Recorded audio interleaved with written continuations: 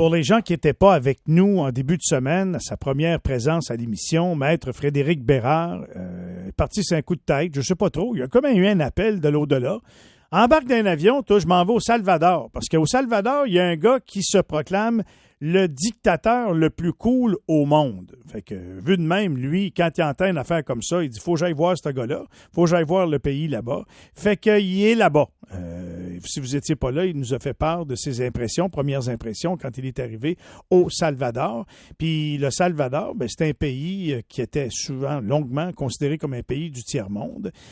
Puis que là, il y a une nouvelle gestion politique élue, un dictateur qui a fait un certain ménage. Fred nous a raconté ça, au grand plaisir des citoyens là-bas, mais il y a beaucoup de questions qui se posent en lien avec la façon de faire de ce monsieur-là là-bas.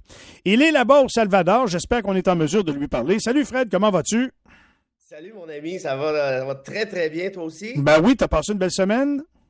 Hop là, écoute Michel, je ne sais pas comment dire ça, mais je suis soufflé. Soufflé, c'est le bon mot, je pense, par ce que j'ai vu. Un peuple libéré.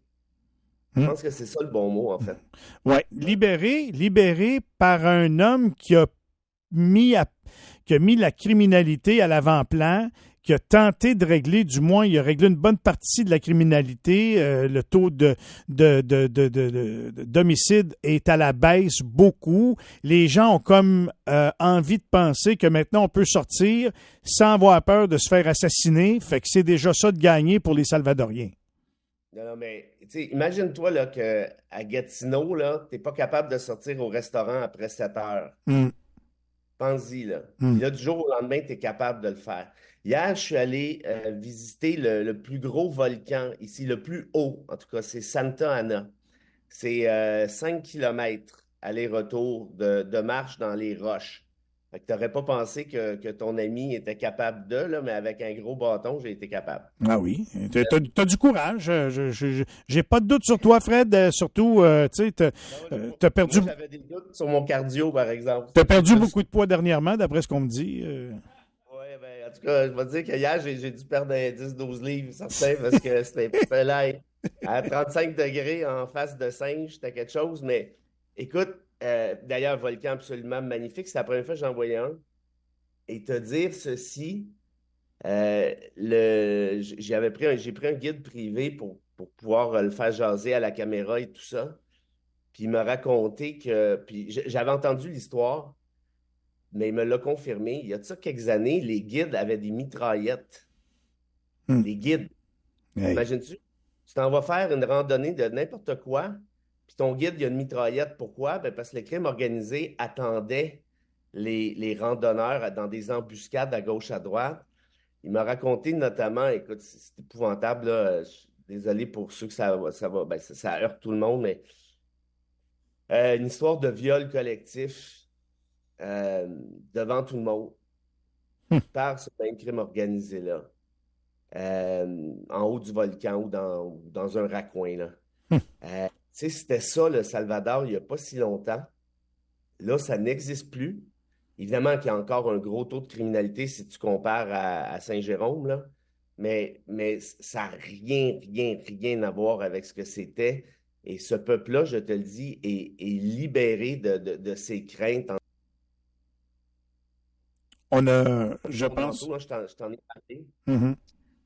Sont encore là, ces enjeux-là, parce que, puis moi je vais répéter ceci, on pourrait condamner ces gens-là sans mesure d'exception. Si tu as de la preuve, condamne. C'est comme ça que ça marche dans un état de droit. Ça, c'est ma crainte numéro un. Ma crainte numéro deux, là, ça va, tout le monde capote sur Bukele, qui est le dictateur le plus cool du monde, comme tu le disais. Mais moi, la question que je leur pose gentiment, parce que je ne suis pas ici pour juger, je suis ici pour comprendre, je dis là, ça va, vous l'adorez, mais si vous continuez de lui donner tous les pouvoirs, le jour que vous ne l'aimez plus, vous faites quoi? Être poigné avec. Ou le jour où il va partir, on va faire quoi? Parce que regarde, là, on a pris soin de peuples dans le monde pendant des années en envoyant des renforts, notamment en Afghanistan, puis un peu partout. Puis quand, à un moment donné, on s'est dit, bon, ben là, il est temps de revenir. Du jour au lendemain, les anciennes histoires ont recommencé. Alors, est-ce que lui, il est là éternel? Non. Est-ce que lui, quand il va quitter, c'est pas quelqu'un d'autre qui va venir faire exactement le contraire de ce qu'il fait puis ramener le pays en arrière, tu sais? Ben, ça se peut. Mais tu vois, le problème que j'ai, moi, avec Bukele actuellement, c'est qu'il tripote les règles de la Constitution. On l'a vu quand il a congédié des juges, nommé ses chums, se représenter. Puis là, les gens me disent, puis c'est unanime. C'est pas des farces, Michel. J'ai jamais vu ça, là. C'est unanime. Fait que Ils dans me le fond, disent, il a bien fait, c'était justifié de le faire, puis il a remis le pays sur la carte. Nonobstant ta constitution, Fred Bérard, retourne au Canada avec ça dans tes poches, pécœur nous pas avec ça. Nous autres, on est bien contents. mets ça dans ta pipe, puis ça que nous patience. Mais ils me disent tous la même chose. Donc, oui, oui, c'était ça qu'il fallait faire. Mais la plupart, en tout cas au moins quelques-uns m'ont dit, c'est vrai que le jour qu'il ne fera plus notre affaire, ben là, c'est pas trop ce qu'on va faire avec ça, mais on verra rendu là. Hmm. Puis moi, j'anticipe un peu le on verra rendu là. Mais rendu là, tu me diras que c'est pas mon problème, là. Mais tu vois, d'un point de vue conceptuel, si tu veux donner tous tes pouvoirs à un seul gars, puis c'est pas ça qui arrive, là. Il n'y a pas tous les pouvoirs actuellement, mais il y a quand même une érosion. En tout cas, il y a une tendance claire et nette à ce niveau-là. Si tu veux t'en débarrasser, après, lui, s'il a décidé qu'il restait, puis avec ses chums de la Cour suprême qu'il a nommé récemment, pourquoi je te dis ça? Parce qu'il en congédié 5 pour en nommer 5. Tu vas faire quoi? Tu vas être coincé, mais écoute, dans tous les cas, ils ne sont pas rendus là. Ce que j'ai vu, moi, je le répète, un peuple, puis j'ai jasé avec pas mal de monde, j'ai vu pas mal de monde, un peuple soulagé, libéré, qui reprend le goût de vivre sans crainte. Et je te le répète, je te l'ai dit mardi, mais c'est magnifique. Ici, c'est 300 kilomètres de plage, c'est le pays du surf. Il recommence à avoir un peu de touristes. Il n'y en a pas beaucoup, j'en ai vu des petites poignées, toutes concentrées à une place. Pour le reste, nos touristes à peu près nulle part. Mais ça recommence tranquillement depuis un an à peu près. Alors, ceux et celles qui se cherchent une destination voyage, moi, je vous encourage très fortement, venez découvrir cette petite perle. Et puis sinon, un message pour notre ami Bobby ou encore Josiane, si jamais vous voulez ouvrir une succursale du 104.7 FM dans le sud, je pense que ça serait un bon spot, le Salvador, puis je peux m'en occuper si vous voulez. Non, tu es déjà sur la liste d'attente, tu es loin derrière. On a déjà, nous autres, en mire, la République dominicaine. Après ça, on voudrait aller au Costa Rica. Et ensuite, on considère le Salvador éventuellement. Fait que prends ton trou, mon Fred, ça n'arrivera pas. Ben écoute, je suis pas pressé. Prenez votre temps. Puis de toute façon, c'est une suggestion, hein, c'est rien d'autre. Bon, hey, vas-tu sortir un livre de ça ou qu'est-ce que tu vas faire avec ça? Là? Je veux bien croire que tu as vu les plages, je trouve ça beau, là, mais je te connais, toi, t'es pas allé là rien que pour faire le cave puis lancer des roches dans l'eau, là. Non, j'ai ramassé pas mal de stock. Je dois avoir je sais pas, 20-25 minutes d'images, de témoignages. Je dois faire un petit court-métrage. Moi, tu sais, je diffuse ces vidéos-là, là, par exemple, Guantanamo, Israël, Haïti, Brésil, Chili, des trucs du genre. Fait que ça va être dans ce cadre-là. J'ai déjà une petite idée du montage, là. J'ai des spécialistes là, qui m'aident pour faire ça. Mais ouais, j'ai hâte de te montrer ça. Je pense que tu vas aimer ça.